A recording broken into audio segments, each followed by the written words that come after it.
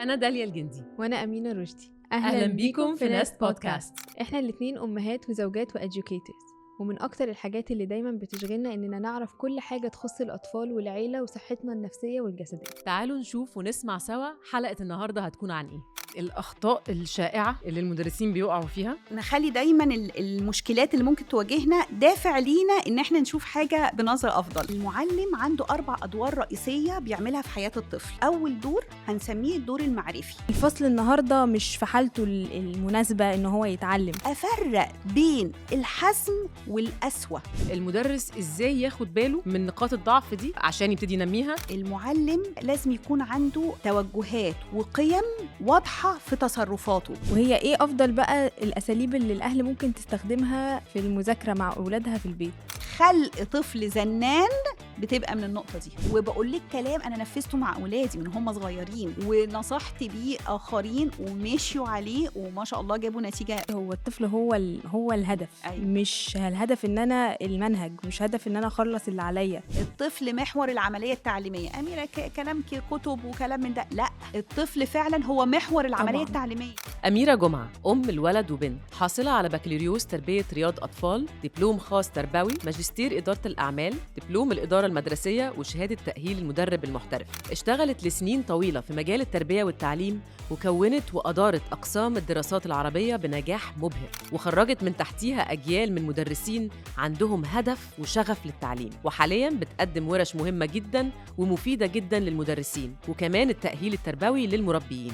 أميرة كمان بنت الشيخ علي جمعة مفتي الديار السابق، وأحد أهم الشخصيات المسلمة تأثيراً في العالم، وتعليمه واضح جداً في شخصيتها وفي تكوينها. من الناس اللي بتدافع جداً عن الهوية المصرية واللغة العربية، وشعارها الإصرار والاستمرار. إحنا شخصياً اتعلمنا منها كتير حتى من قبل ما نصور الحلقة.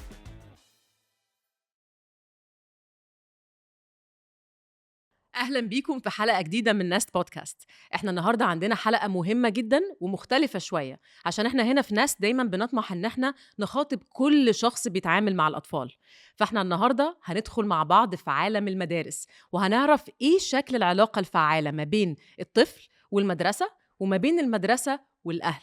ومعانا النهاردة الشخص الصح جداً للمهمة دي، الأستاذة أميرة جمعة، مدربة التطوير المهني للمعلمين. أهلاً بيكي يا أميرة. أهلا بيك يا داليا. ازيك؟ أهلا بيكي يا أميرة. ازيك يا أميرة؟ أنا مبسوطة قوي إن أنا معاكم النهاردة. وإحنا أكتر بكتير.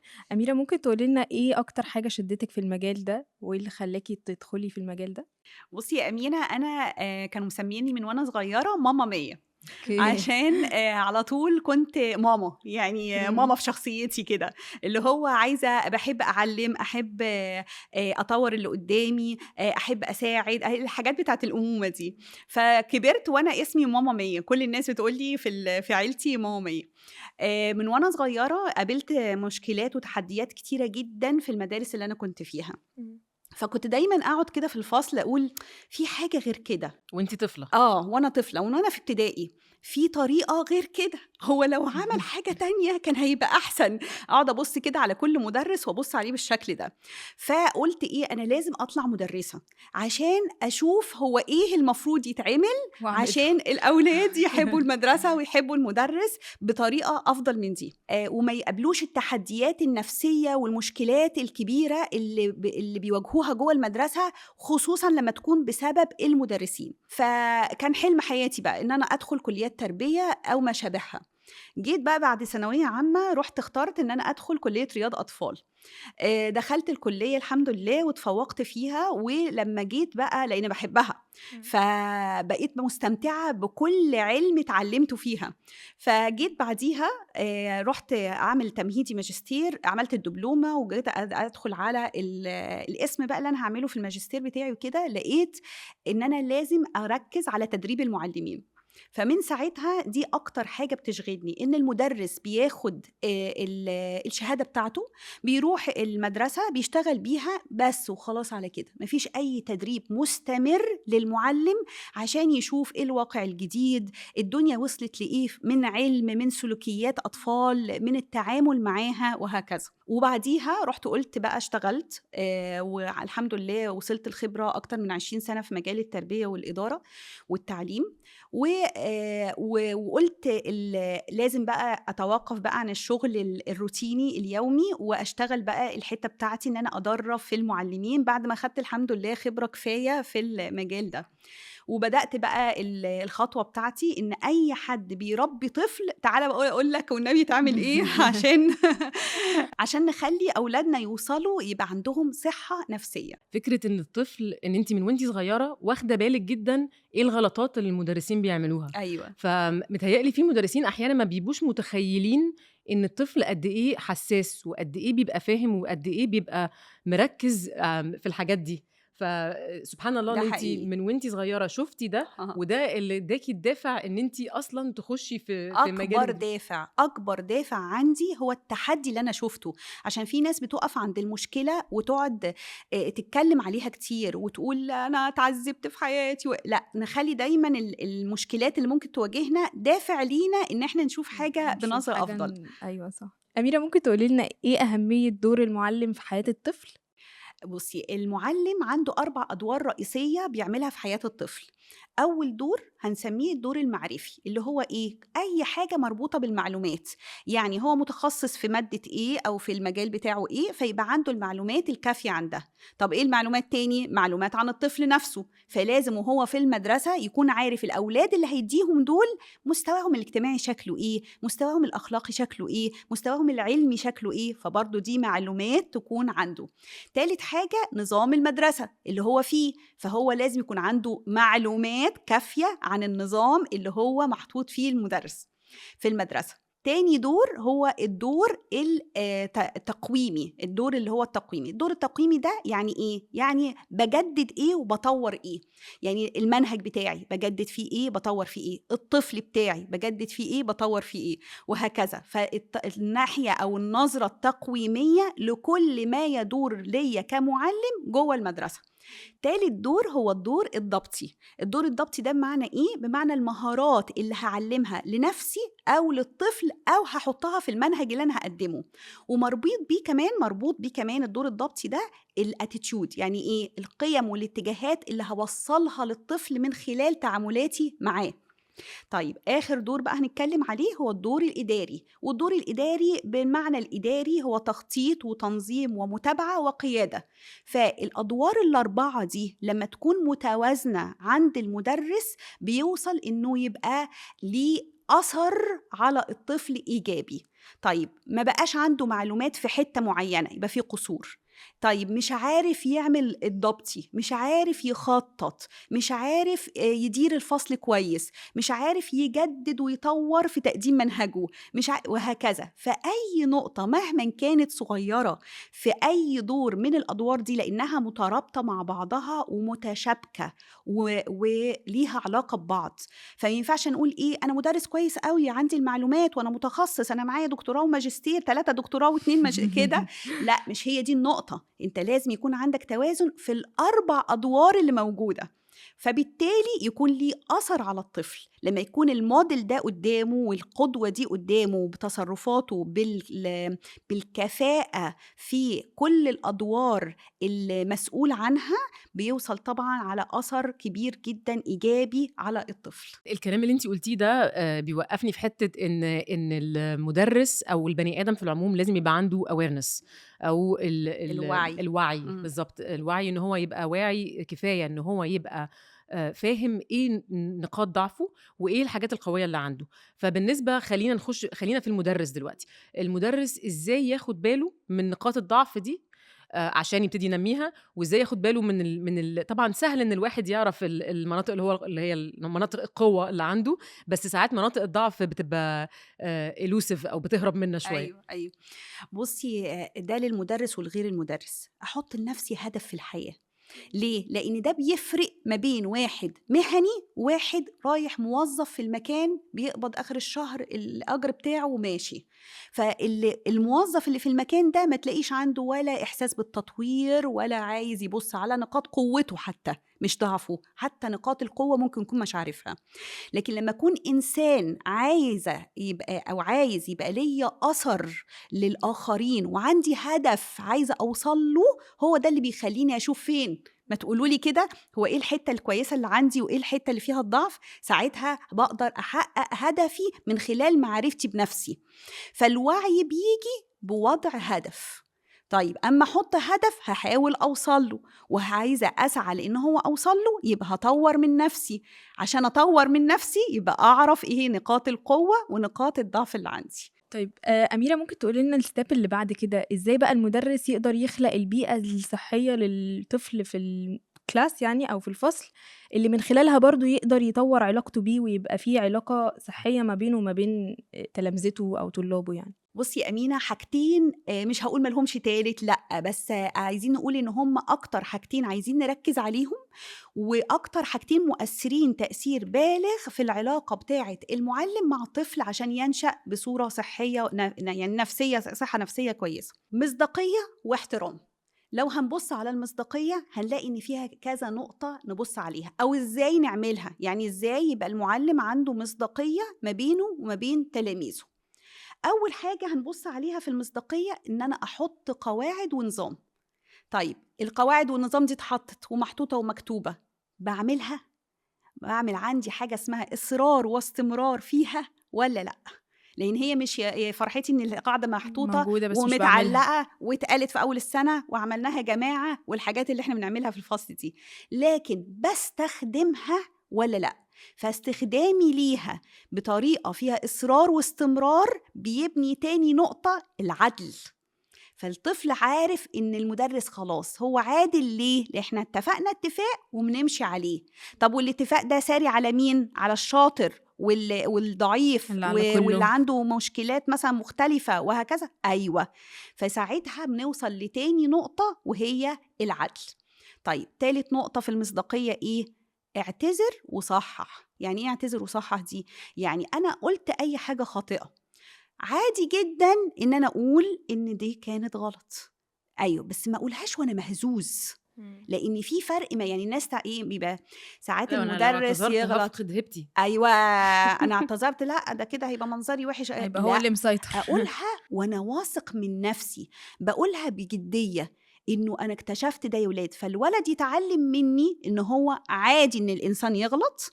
وتاني حاجة يتعلم إنه من الواجب عليه إنه يعتذر، والاعتذار ده ما يقللهوش في حاجة، وإنه مش هيبقى شكله بقى ضعيف ومش لأ. وتالت حاجة أصحح اعتذاري، يعني أنا خلاص عرفت الغلطة أصححها. طيب أما أجي أصححها برضو بقوة. يعني أحد أولياء الأمور ندخل في قصة لطيفة جدا، بيقول لي أنا عايز ابني يبقى قوي بس ما يضربش واحد بيضربه، يعني ابنه حد بيضربه، فعايزه برضو ما يبقاش يضرب بالضربة. فبقول له إيه، خليك على جنب وما تتكلمش. قلت له ليه؟ ما أنت ممكن تقول نفس الكلمات بس بقوة. لا احنا عايزين نبقى محترمين، مش عايزين نستخدم الطريقة دي. نفس الاسلوب، نفس النتيجة، ان انا مش عايزاه يرد الضرب بالضرب. هو ده الكونسبت اللي انا عايزه عليه. في الطريقة، تفرق في الطريقة جدا. هنيجي برضو على نقطة الأخيرة في المصداقية، ونقطة مهمة جدا، لما اوعد اوفي بوعدي. فالمرة الجاية الحصة الجاية هنعمل كذا، نسيت خلاص. طيب ايه كمان في الوعد؟ ساعات المدرس بيوعد بحاجات مش في ايديه. يعني أنا هنزلكوا بريك وهو أصلاً البريك مش فاضي، هو أصلاً فيه السيستم مانع حاجة زي كده. هجيب لكم بونبوني المرة الجاية وسيستم المدرسة مانع الحلويات. فأنا لما أوعد بحاجة وفقاً لقواعد المدرسة ونظامها اللي هي قلناها في الأول إيه؟ المعرفي، الدور المعرفي، إن هو لازم يكون عارف نظام المدرسة عشان يقدر يستخدمه بعد كده مع الطالب في الوقت المناسب. فكده دي هتخلق المصداقية مع الطفل. طيب تاني حاجة الاحترام ده في نقطة مهمة جدا هنبتدي بيها، وهي الاستماع. طيب مش عايزين بقى كلمة استماع يا أمير، احنا عايزين الأحسن منها، الإنصات. اللي هي الاكتيف listening، اللي هو الانصات. وعايزين نفرق ما بين الانصات والاستماع. الاستماع يعني انا سامعك وعارف انت بتقول ايه، سامع الكلمات، لكن متفاعل معاها ولا لا، ذهني مشغول معاك ولا مع حاجة تانية شغلاني، لا، يبقى ده استماع. طيب لا، احنا عايزين نعمل انصات. طب الانصات ده اللي هو ايه؟ ان انا متفاعل مع الكلام بتاعك بايه؟ بالبادي لانجوج بتاعتي، يعني وشي بيتحرك ازاي معاك، يا وهكذا، حركة ايدي، مستمعة معاك لغاية الاخر، فاهمة انت بتقول ايه وقاعدة مركزة على كل كلمة، بحيث ان انا اسألك اسئلة تدل على الموضوع اللي انت بتتكلم عليه. فاحنا عايزين نقول المدرس اللي بيستخدم الانصات بيوصل رسالة احترام ما بينه وما بين الطالب. طيب تاني حاجة هنقولها ايه في الاحترام عشان يبني الاحترام؟ افرق بين الحزم والقسوة. طيب نفرق ما بينهم ازاي؟ انا والله انا شايف نفسي حازم وهو يكون عنيف، طب انا اقول له لا ده عنف. طب ايه فرقتي ازاي يا اميره في الحته دي؟ الحزم يعني بتكلم بجديه، من فضلك احنا متفقين على كذا كذا وهكذا، بتكلم بجديه، بستخدم النظام والقواعد المتفق عليها اللي احنا قلنا فيها اصرار واستمرار. لكن القسوة والعنف أخد بالي من طريقتي في العنف، يعني بستخدم إيماءات، كلمات، تصرفات قلت عليه قدام حد وهكذا، كلها عنيفة، كلها تدل على إني ما بتظهرش الحب اللي ما بيني وما بينه. فتلاقي الطفل وصل لدرجة الديفنس، بقى هيدافع عن نفسه بدل ما الإحراج وهكذا، فيدافع عن نفسه بدل ما نبص ونركز إحنا هنحل المشكلة إزاي. بقت الفكرة إنه بيشوف إزاي يخرج منها، مش إزاي يحلها وما يكررهاش المرة اللي بعدها. فده هيودينا بقى لنقطة ثالثة في الاحترام، خد بالك من الكلمات المستخدمة. فممكن جدا أقول له إيه، كلمات مثلا، هديكي أمثلة حقيقية يعني من المدرسين، أنت بتستعبط، يعني عارفة الحاجات اللي زي كده. طبعا مش هتعتبر ايه، انا ما شتمتوش والله، انا ما قلتلوش مش عارفه ايه، بس دي كلمه غير مناسبه في الاستخدام. او اقول له مثلا ايه، انت سكر قوي، إيه، بس دي طريقه مش مناسبه للبيئه، الطفل ما بيتقالوش الكلمه دي، فاخد بالي. طب نرجع للدور المعرفي، اعرف مستوى الاولاد الاجتماعي والثقافي والتعليمي عشان أقدر أوصل لهم واستخدم معاهم كلمات مناسبة للبيئة اللي هم فيها.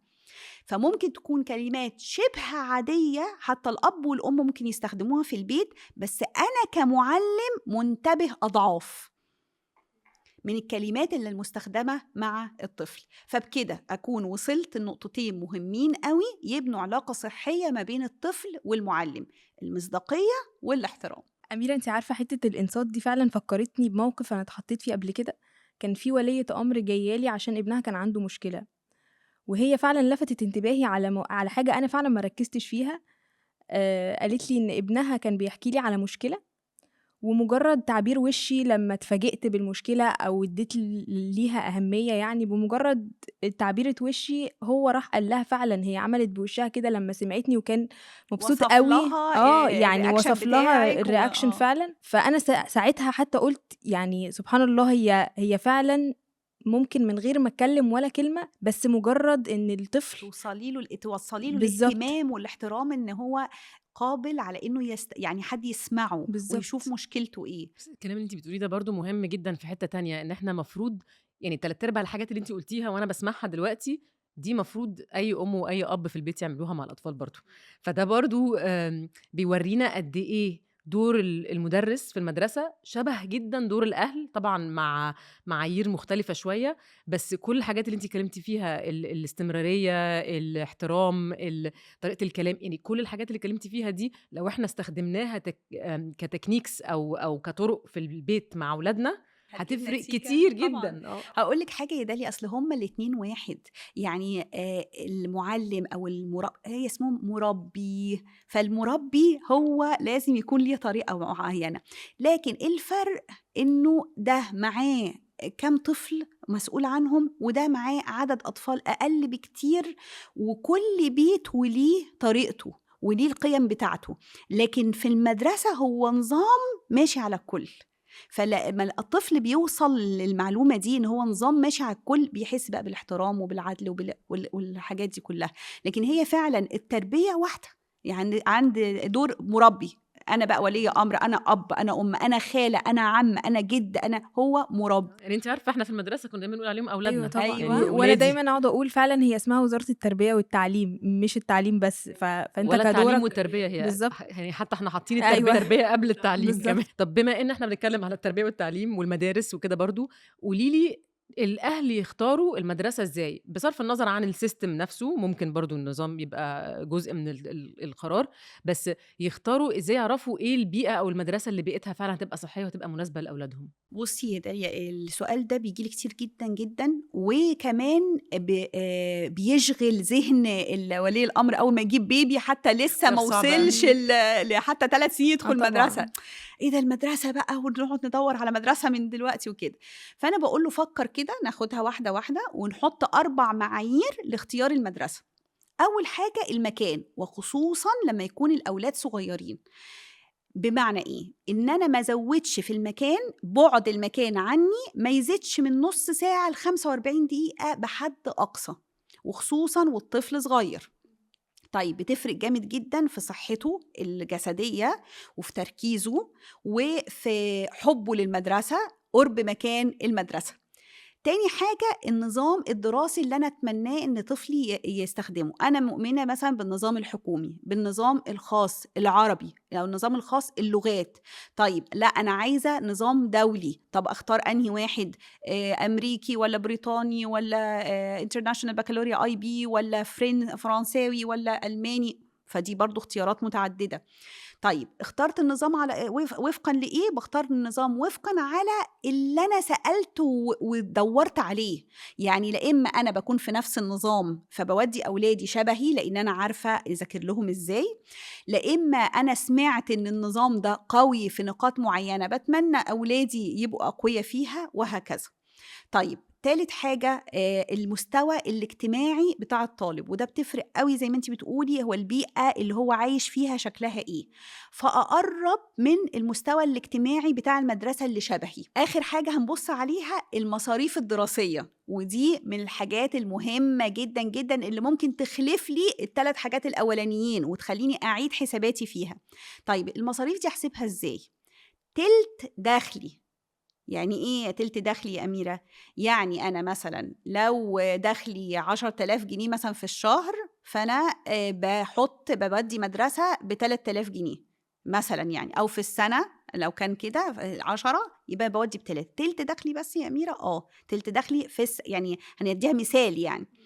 فأنا دخلي 10,000 جنيه في السنة، هاخد منهم التلت. طب ليه يا أميرة؟ طب أنا أحط انفست ولادي بكل حاجة لا، ما خلي بالك إن في مصاريف أخرى، مش مصاريف المدرسة بس، مصاريف المستوى الاجتماعي اللي هم فيه، مصاريف الأنشطة الخارجية. ما هي الحياة مش المدرسة بس، مصاريف الأنشطة الداخلية للمدرسة، مصاريف الاستهلاكية، الأدوات واللبس وهكذا، مصاريف اللي أنا هصرفها عليه في حياته الاجتماعية الخاصة بالأسرة بتاعته وهكذا. طيب لا، أنا عايزة أحط كل ما أوتيت من قوة يبقى ما زودش عن النص، يبقى أنا ابتديت بالتلت وعندي فكر مختلف ما زودش عن النص، عشان أقدر أخلي ولادي في نفس النظام ومستمرين فيه، ما يحصلش أي مشاكل مادية، انفليشن مثلا، تضخمات، حاجات اقتصادية وهكذا، تخليني أنقله من مستوى لمستوى أقل من اللي هو فيه. طيب لو بصينا على ال4 معايير دول، أهتم بإيه؟ أهتم بهوية الطالب. يعني إيه؟ يعني أدخله مدرسة مهتمة باللغة العربية، أدخله مدرسة بتهتم بإنه طالب مصري، مش طالب أكنه عايش بره. أهتم، طب ده هيفيد في إيه يا أميرة؟ إنه يبقى في نفس البيئة التربوية الصحية السليمة اللي فيها قيم متوافقة مع هويته اللي هو عايش فيها، ميبقاش متغرب عن البيئة اللي هو عايش فيها في نفس البلد اللي هو فيها. فالأربع معايير دي لما بحطها قدامي وبكتبها، ساعات بيجيلي إحساس هو أنا هتنازل عن إيه؟ يعني والله أنا شفت التلاتة المهمين دول، فأنا هتنازل شوية على المكان، وأنا بتنازل عن واحدة منهم ما تبقاش بطريقة خارجة عن النطاق. يعني إيه؟ ما يبقاش مثلا 3 ساعات المشوار، لا يعني ساعة إلا ربع هنخليهم ساعة كده. ما يبقاش المصاريف زي ما قلنا من التلت للنص، لا ده فوق النص، لا أوقف نفسي، دي مش من اختياراتي. طيب ما يبقاش مثلا المستوى الاجتماعي بعيد قوي عني، أنا في مستوى ولاقي في مستوى تاني، لا ده كده مش هيتوافقوا، مش هيبقى ليه صداقات معينة. ما يبقاش النظام تقيل قوي على قدرات ابني، وأنا شايفة أن قدرات ابني بسيطة أو عنده بعض الصعوبات أو عنده بعض المشكلات، فدي متوافقة معاه ولا لا. واديكم مثال، أنا نفسي بنتي كانت في سيستم الIB اللي هو International Baccalaureate، البكالوريا الدولية، وجات على أولى أو تانية إعدادي تقريبا لقيتها إدارة الوقت عندها محتاجة لا محتاجة دعم. طيب هل المدرسة مثلا ممكن تكون ساعدت في كده؟ أو أنا حاولت إن أنا أحسن إدارة الوقت عندها، وأنا عارفة لأن من قراياتي ومن اطلاعي اللي أنا بعمله طبعا كأم إن البكالوريا الدولية بتحتاج يبقى عندك إدارة وقت ممتازة. طيب يبقى في عندها ability أو قدرة معينة مش موجودة عندها، وعايزة وقت عبال ما تتمرن عليها، فنقلتها لنظام مختلف يتوافق مع القدرة دي. فهي من النوع اللي بتحب الأنشطة المختلفة، بتحب تبقى تاخد الحاجة بمهلها شوية الوقت. فقلت بصيت واطلعت طب أنهي نظام يتوافق مع ده، لقيت مثلا النظام الأمريكي أقرب لده، فلما اتنقلت عنده انطلقت. فهو ده اللي يخليني بقى أنقل من نظام لنظام، لما أشوف مستوى وقدرات أولادي ومهاراتهم اللي عندهم، هو ده اللي يخليني أنقل ساعتها من نظام لنظام. طيب هل كده معناها طب فين بقى إن أنا أختار له بيئة سليمة صحية، مدرسة ما يبقاش فيها تنمر، مدرسة ما يبقاش كل المدرسين اللي فيها كويسين، مدرسة تعلموا أحسن تعليم؟ فبقول له لا دي كده يوتوبيا، دي كده مش موجودة خالص. فيما كل مدرسة وليها تحدياتها، المهم إن أنا أشوف أتعامل إزاي مع التحديات دي في مقابل إن الكريتيريا أو المعايير الأربعة اللي عندي موجودين. طب أميرة، خلينا بعد كده بعد ما اخترت المدرسة بقى لابني أو بنتي، إزاي أنا كولي أمر وكمدرس يبقى نتعاون مع بعض عشان نخلق البيئة السليمة للطفل اللي تساعده على النجاح في حياته؟ بص دي حاجة مهمة جدا جدا، بس لازم تتعمل بصورة صحيحة. طيب أساس النقطة دي إن المدرسة والمعلم يبقى ما بينهم قنوات اتصال. يعني إيه؟ يعني هو أنا لما يكون عندي عايزة أقول أتكلم ما بيني وما بين المدرسة، إيه الأدوات اللي هستخدمها عشان أوصل لده؟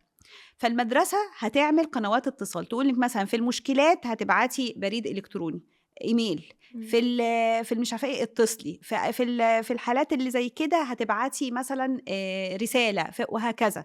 فالمدرسه بتحدد قنوات الاتصال دي. طيب اول ما يبقى في قنوات اتصال لازم يبقى فيها حاجه اسمها اصرار واستمرار من الطرفين. يعني ايه من الطرفين؟ من ولي الامر والمعلم او الاداره المدرسيه. بمعنى ايه؟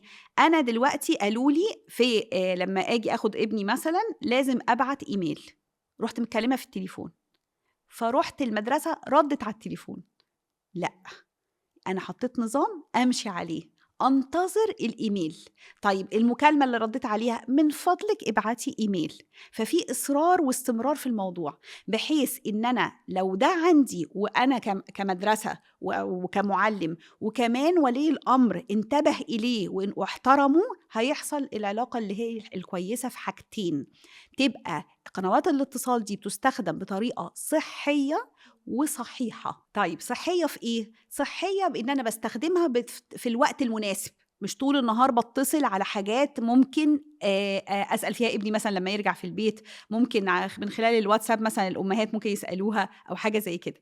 طيب كمان لازم يبقى هدفي محدد، فقبل ما أتكلم أنا كولي أمر أو كمعلم لازم أشوف أنا هدفي إيه من التواصل ده. هو أنا عايزة أركز على إيه؟ هل الهدف مثلا تربوي ولا سلوكي ولا إجراءات ولا إيه؟ الهدف اللي أنا ببعت بيه. فأول ما هحدد هدفي الأمور هتبقى واضحة، وأول حاجة أوضحها في الاتصال الهدف بتاعي، أنا عايزة كذا، وده عشان أوصل لطريقة صحية ما بيني وما بين القناة اللي أنا مستخدمة، أو ما بيني كمعلم وولي أمر. الطريقة بقى الصحيحة في الاستخدام إن أنا أشوف الوقت المناسب، القناة المناسبة اللي أنا هستخدمها، اللي ما بيني والأداة اللي ما بيني وما بين المدرسة، وأتابع. طيب دي حتة بقى بيغفل عليها كتير من المعلمين، المتابعة. أنا اتصلت وعملت كل الحاجات الخطوات وعندي إصرار واستمرار يا أميرة، واستخدمت الأداة المناسبة اللي متفقين عليها مع ولي الأمر، تابعت ما تابعتش، يبقى دي حاجة مهمة جدا. وحتى من ولي الأمر أقول حاجة في مشكلة من المشكلات بواجهها، في تحدي من التحديات مع المدرسة، أتابع إيه اللي حصل فيه. لما بلاقي ولي الأمر المركز ده اللي هو معايا بيبقى أريح لي أنا كمان. يعني في زي بلاش أزن أو كده، هي مش حكاية زن، هي حكاية مهنية. ليه؟ لأن أنا محددة الهدف، فعرفت. حتى لو أنا في حاجة مش محتاجة متابعة، على الأقل قلت إن دي على فكرة نهاية التواصل ما بيننا في النقطة الفلانية، فأنا مش محتاجة أتابع فيها تاني، شكرا ليكم. من الطرفين، أنا بتكلم على الطرف ده والطرف ده، إنه يبقى عندهم العلاقة الصحيحة والعلاقة الصحية. بإيه؟ بالإصرار واستمرار، ووضع نظام محدد أتواصل بيه مع المدرسة بين الأهل والمعلم. شكراً إنكم بتسمعونا النهاردة. لو عجبكم اللي سمعتوه أو استفدتوا ولو بحاجة صغيرة جداً، ياريت تعملوا لايك وشير وسبسكرايب علشان نقدر نوصل المعلومات دي لأكبر عدد ممكن من الناس اللي ممكن تكون محتاجة فعلاً تسمعها، وكمان عشان نقدر نفضل نجيب ضيوف ذو قيمة في مجالاتهم علشان نستفيد من خبراتهم.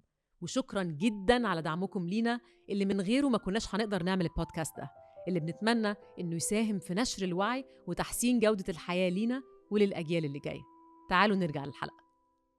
طيب سؤالي اللي جاي هيبقى عن الأخطاء الشائعة اللي المدرسين بيقعوا فيها، عشان طبعا احنا كلنا كنا شغالين في مدارس، فكنا بنشوف حاجات كتيرة بتحصل كانت ممكن تبقى تتفادى من الأول لو كنا تصرفنا بطريقة صح. فهل في حاجات مثلا وقفت معاكي أو فاكراها كويس من المواقف دي؟ طبعا في عدة أخطاء شائعة ممكن المعلم يقع فيها، ولو فعلا خد باله منها بتختلف جامد جدا. من فاكرين عايزين نقول إيه؟ المعلم لازم يكون عنده 3 عناصر مهمة قوي، اللي هي الأسك موديل، اللي هو ASK. طيب إيه ده يا أميرة ده؟ أول حاجة لازم يكون عنده توجهات وقيم واضحة في تصرفاته، فلما يقابل أي صعوبات أو ياخد أي قرار بيبقى مبني على الاتيتيود ده، اللي هو السلوك بتاعه الظاهر عنده، بيظهر فيه سلوكياته الخارجية. طيب إيه تاني حاجة؟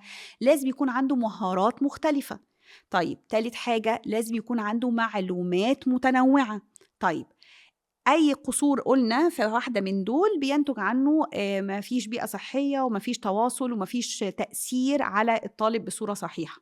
فده أول خطأ شائع، إن أنا أزود حتة قوي ونقص حتة قوي. أنا مهتم إن يبقى عندي معلومات كتيرة قوي، أنا مهتم يبقى عندي مهارات في مقابل إن مفيش معلومات، مهتم إن يبقى عندي أنا مهذب جدا، طريقة تعاملي صحية، طريقتي مع الأولاد فيها مصداقية وكده، بس ما عنديش معلومات وضعيف في الحتة دي. فلازم التوازن ده ما بين ال3 حاجات دول يبقى موجود عند المعلم. فده خطأ شائع إن في بعض المعلمين بيركزوا على جانب واحد من ال3 عناصر دي. تاني خطأ ومن الأخطاء الشائعة قوي إن المعلم ما بيحددش هدفه. طيب هدفه الشخصي ولا الداخلي؟ معظمهم بيبقى الهدف الداخلي، يعني هو داخل الحصة هو مش محدد ايه الهدف بتاعه، فتلاقيه بيتشعب. يعني يدخل، احنا مثلا في حصة قرائية، فتلاقيه يدخل يقلب القرائية لأنه بيسألهم على الحاجات الجرامر والنحو والحاجات التانية. طب ايه علاقة ده بده؟ لا، خليك مركز في الهدف اللي انت داخل فيه. طيب يعمل نشاط ما تفهميش هو نشاط تعليمي ليه هدف تعليمي ولا نشاط بعيد عن الهدف التعليمي. بمعنى ايه؟ هو مثلا معلم بتاع ساينس مثلا، علوم، ادخل بالمعلم الساينس ده الاقيه عامل نشاط كبير وادوات كتيره وكلها ترفيهيه، يعني الولد في الآخر لون وقص ولزق. طب ايه علاقة؟ احنا مش في حصة ارت، احنا في دلوقتي في حصة فنون، احنا في حصة علوم. ايه المعلومة اللي خدها وحطها؟ مفيش، مش هو ده اللي مركز عليه. على فكرة بيبقى فيه معلومة بس هو مش مركز عليها، هو مركز الهيئة الفنية في الآخر طلعت عاملة شكلها ازاي. فده من الأخطاء الشائعة الكتير ما بتحصل للمعلمين، انه مش محدد هدف النشاط من الناحية التعليمية، لا هو محدد ناحية ترفيهية فقط مع الأولاد. إيه كمان ممكن نقول عليه؟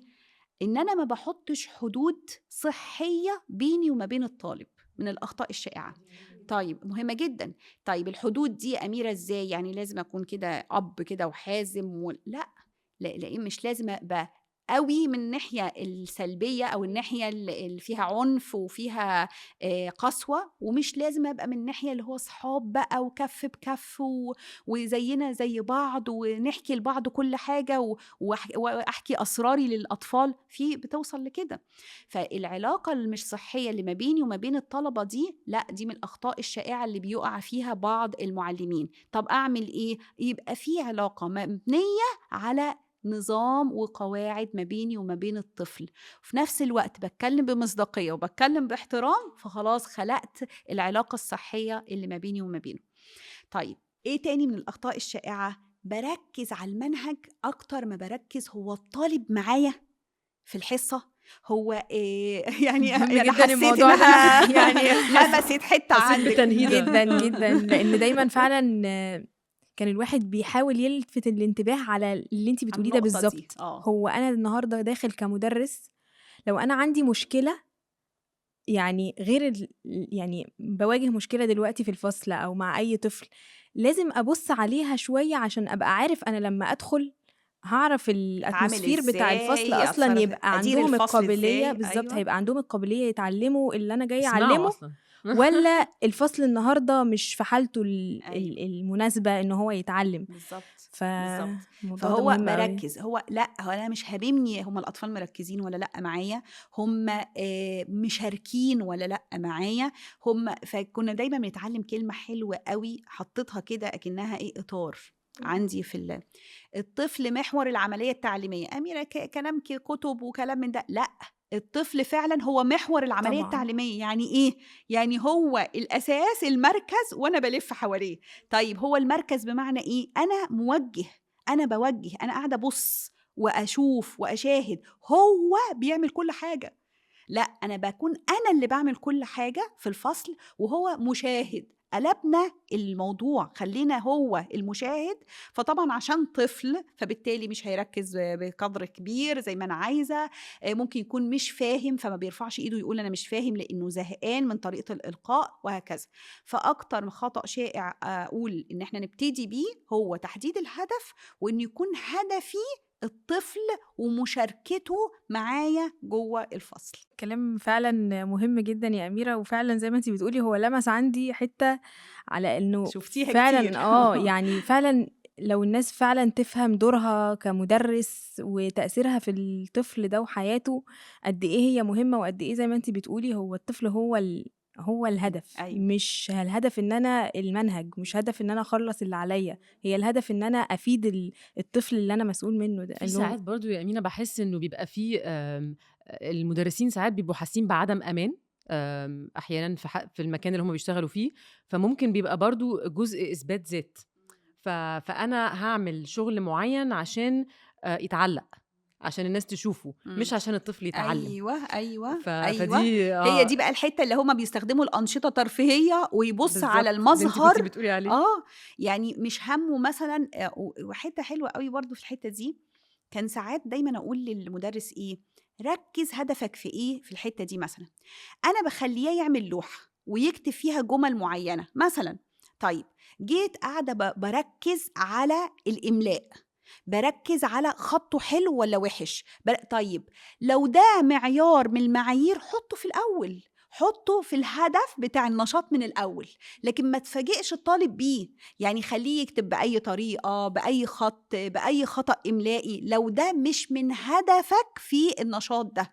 طيب لا ده هدفي، يبقى قوله من الأول، مش أقوله في وسط العملية التعليمية، لا أقوله من الأول. فتحديد الأهداف والمعايير المطلوبة للأولاد خصوصا في الأنشطة من الحاجات اللي لازم المعلم ياخد باله منها.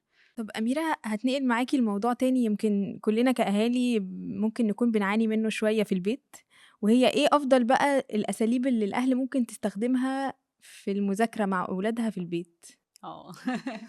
الحتة اللي بيبقى عليها كوميكس كتيرة دي أيوة. بصوا، عايزين نفرق ما بين التدخل والمتابعة، عشان ساعات بيختلطوا مع بعض. ولي الأمر يعني يفرق ما بين التدخل والمتابعة، فهو بيقول ده أنا بتابع بس هو بيتدخل. طيب هنعمل إيه عشان أخلق المتابعة مش التدخل؟ هنحط نظام روتيني جوه البيت، بحيث إن الولد لما يجي أولادي يعني لما يجوا من المدرسة نشوف اليوم هيمشي معاهم إزاي.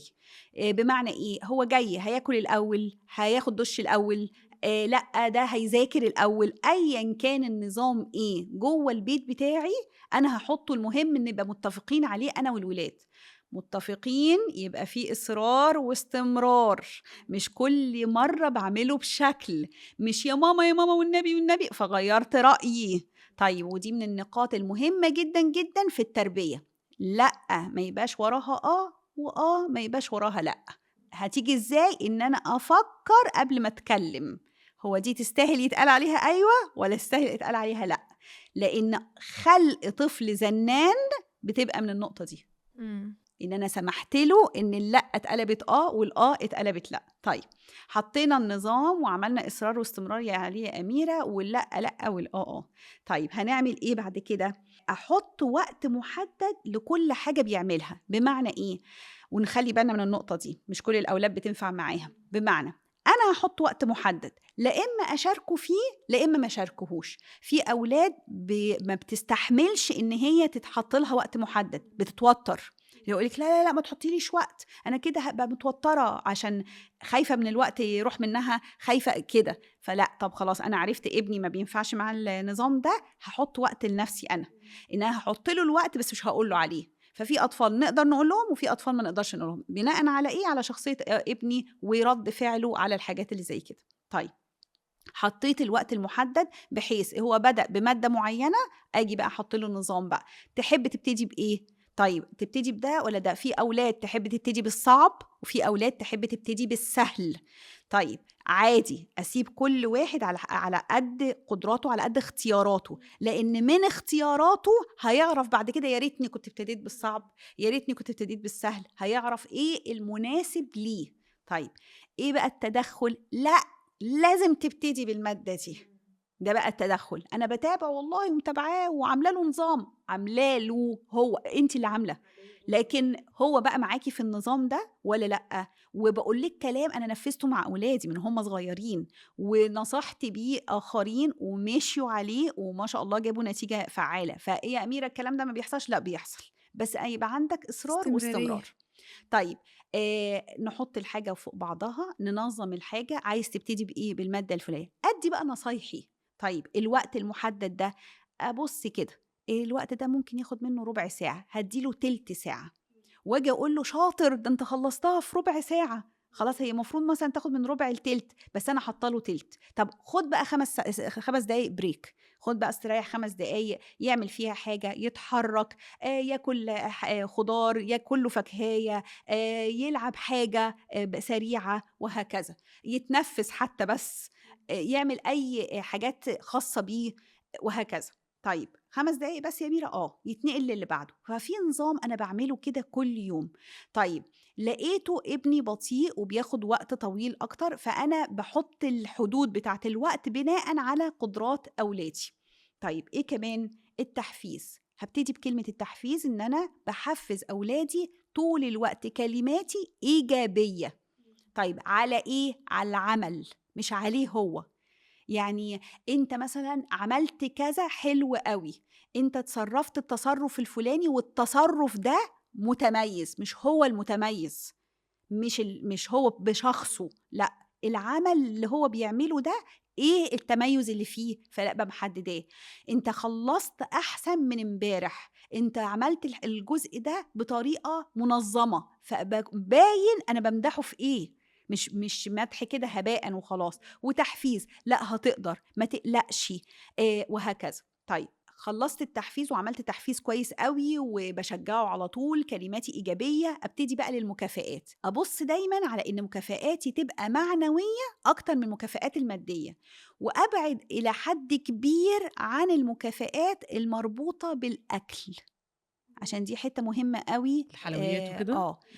هجيب لك حاجة حلوة، هديك من شيبسي وبيبسي والحاجات اللي شبه كده. طيب فنبعد عن الألعاب برضو، يعني مش طول النهار هبقى برضو بحفز بلعبة أو حاجات زي كده، لكن الحاجات اللي فيها ارتباط، تعالوا نطبخ مع بعض، هنعمل مثلا، هننزل نتمشى، يعني نبعد عن الحاجات الهدايا المادية. البسيطة إلى حد ما وإلى حد كبير. طب أنا عايزة بقى المذاكرة وكده، ما بصش على النتائج، أبص على المسؤولية اللي أنا شايفة ابني بيعملها أو بنتي بتعملها، يعني. المجهود اللي هو بيعمله، مسؤول إنه بيذاكر وبيحل الواجب وبيقدمه في وقته، خلاص النتيجة إيه دي تيجي مع الوقت. يا ريت طبعا القائمين على السيستمز في العالم يبقوا سامعين الانترفيو ده، عشان برضو يعني فكرة الدرجات دي حاجة كارثية عالميا أصلا، يعني إن دايما مهم جدا إن الطفل يبقى عنده درجات عالية عشان يخش جامعة كويسة.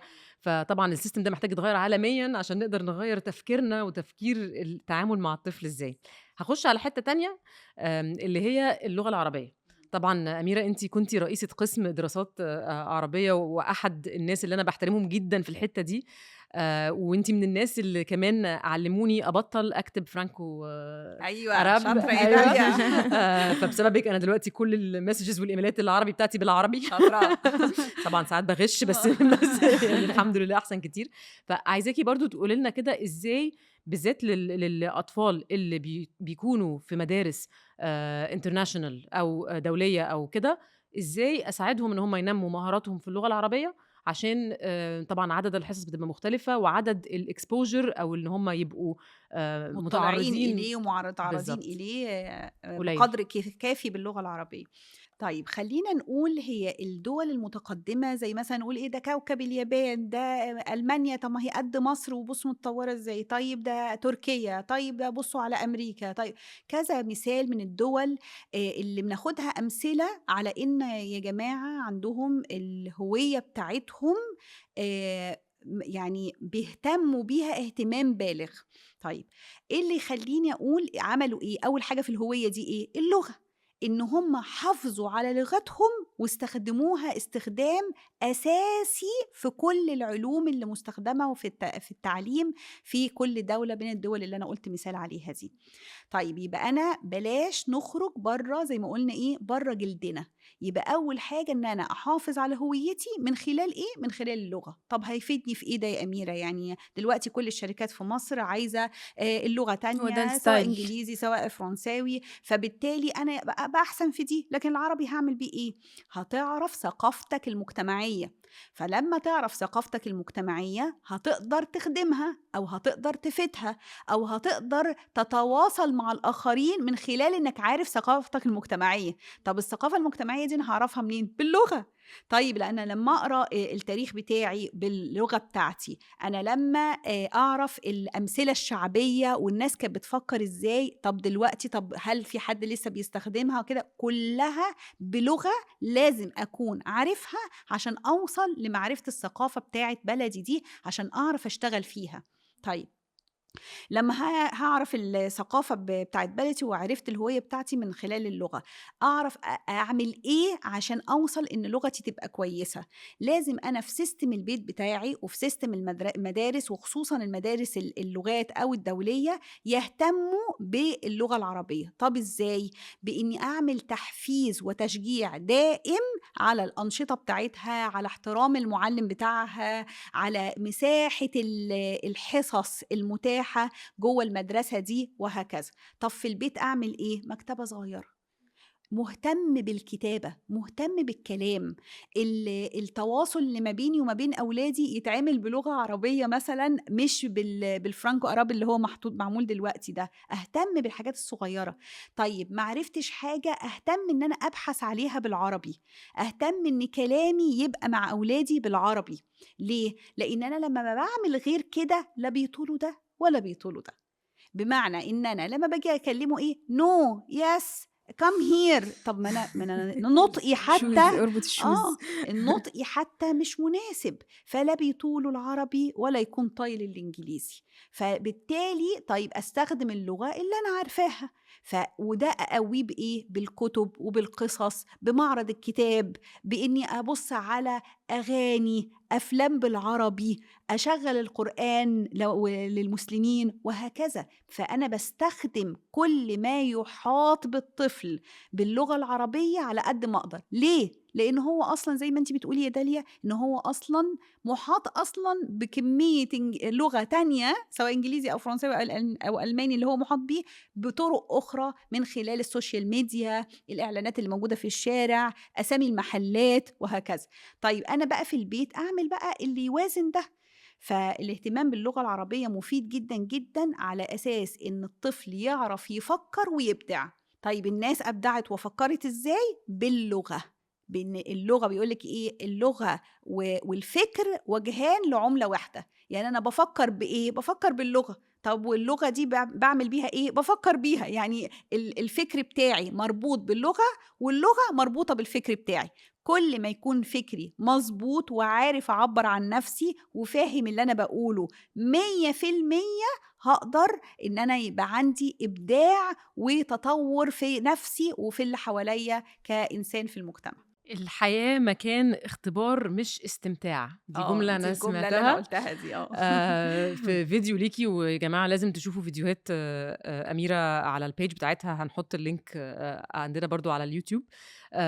بس استوقفتني جدا لأن دي حتة أنا حاليا ببص عليها في حياتي. ودي قلتي إن دي حاجة مفروض نعلمها لأولادنا، فممكن تسترسلي شوية. حاضر. لازم أعلم ولادي إن الحياة مكان اختبار مش استمتاع. بمعنى إيه؟ بمعنى الاختبار دايما بيبقى ليه بداية ونهاية. طيب بدايتي إن أنا جيت في الحياة، ونهايتي اللي أنا هروح لها بعد كده عند ربنا. طيب البداية والنهاية دول لازم يكون ليهم هدف. يعني أنا هدفي في البداية إن أنا يبقى لي نهاية كويسة، لكن الاستمتاع وقتي، ملهوش هدف غير وقتي لحظي، يعني بدايته ونهايته فيه. فده الفرق. إن الأولاد عشان أفهمهم، عشان يقدروا يتعايشوا مع مشكلات وتحديات الحياة المستمرة، فلازم يعرف إن الحياة مكان اختبار لبداية ونهايته بعيدة وما يعرفهاش، فهو مستمر على تحقيق الهدف أو تحقيق أحسن حاجة في الهدف اللي هو عايزه، اللي هي إن نهايته تبقى كويسة.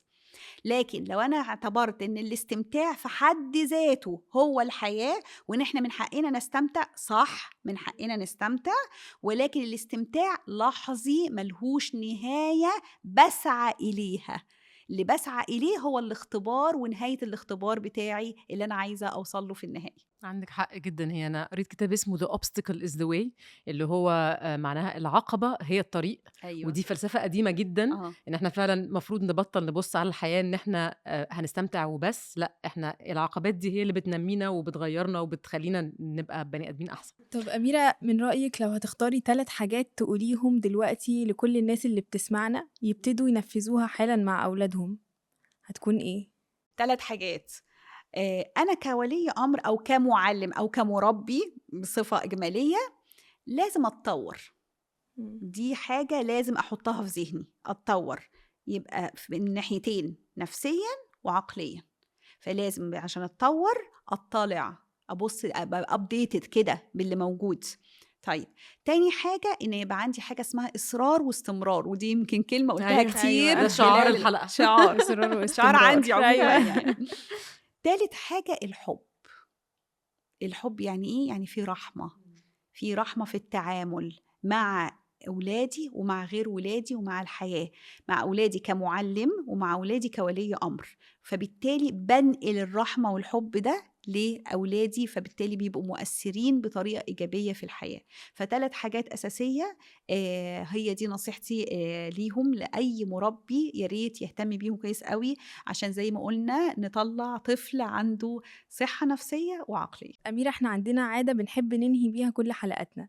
ممكن تقولي على حاجة كان نفسك أهلك يعملوها معاكي من وانتي صغيرة وما اتعملتش، وإيه حاجة عملوها معاكي وانتي ممتنة ليهم إن هم نموها فيكي؟ سؤال صعب قوي. سؤال صعب قوي، لاني وانتي بتقوليه انا قاعده افكر دول عملوا لي وعملوا لي وعملوا لي، فدي حاجه ايجابيه الحمد لله. الحمد لله. لكن لو هبص مثلا كنت حاجه اتمناها، اني كنت حاسه انها ممكن تزيدني ان انا اتعلم لغه تانية من وانا صغيره. دي حاجة أنا اتعلمت كنت طبعا في المدارس باخد إنجليزي، وخدت فرنساوي بس وأنا كبيرة عشان كنت في مدارس عربي ومدارس حكومية عربي. الحاجة اللي كنت أتمنى أتعلمها إن أنا أتعلم لغة تانية. كنت حاسة إن أنا دي كانت حاجة أتعلمتها على كبر وخدت منه مجهود كبير قوي. لكن الحمد لله إن أنا احتفظت بلغتي وهويتي.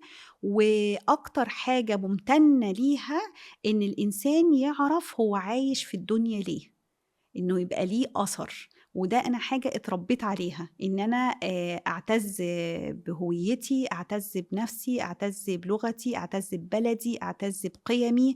فدي من الحاجات الأساسية الحمد لله أنا اتربعت عليها، وحاسة إنها فرقت معايا في حاجات كتير قوي. شكرا يا أميرة، بجد أنتي من أكتر الناس اللي أنا أعرفهم في حياتي اللي بتجسد كل الصفات اللي أنتي قلتيها دي والأخلاقيات اللي أنتي بتقوليها دي، فده باين فيكي فعلا اللي هم عملوه معاكي الصراحة. ده حقيقة والله. يعني شكرا ليكي جدا يا أميرة على الكلام التحفة اللي انتي قلته لنا. أنا شخصيا استفدت جدا، وأتمنى كل اللي كانوا بيسمعونا يكونوا استفادوا. شكرا لكل متابعينا وكل اللي سمعوا حلقتنا النهاردة. استنونا في حلقة جديدة مع ضيف جديد في ناست بودكاست.